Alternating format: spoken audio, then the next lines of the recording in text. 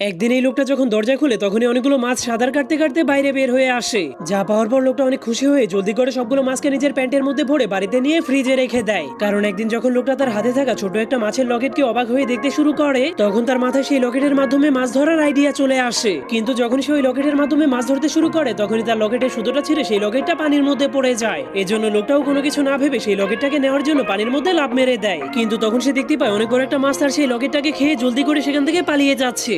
এজন্য লোকটা তার বাড়িতে গিয়ে সেই বড় মাছটার একটা ছবি এঁকে দেয়। এরপর সে সিদ্ধান্ত নেয় সেই দুনিয়ার সবগুলো মাছকেই ধরে ফেলবে যতদিন না পর্যন্ত সে তার লকেটটাকে খুঁজে পাচ্ছে। এরপর থেকে সে মাছ ধরার পর সেই মাছের পেট এবং মুখগুলোকে চেক করতে শুরু করে দেয়, কিন্তু তবুও সে তার লকেটটাকে কোথাও খুঁজে পাচ্ছিল না। কিন্তু একদিন সে তার বাড়িতে গিয়ে দরজা খোলার পর দেখতে পায় তার ফ্রিজের পেছনে অনেকগুলো বিড়াল লুকিয়ে আছে। এর জন্য লোকটা অনেক রেগে সেই বিড়ালগুলোকে ঘর থেকে বের করে দেয়। এরপর সে রাতের বেলা প্রজেক্টরের মাধ্যমে সেই বড় মাছটার ছবিটাকে ভালো মতো দেখতে শুরু করে দেয়। আর সকালে সে ওই বড় মাছটাকে ধরার জন্য একটা জমাট বাঁধা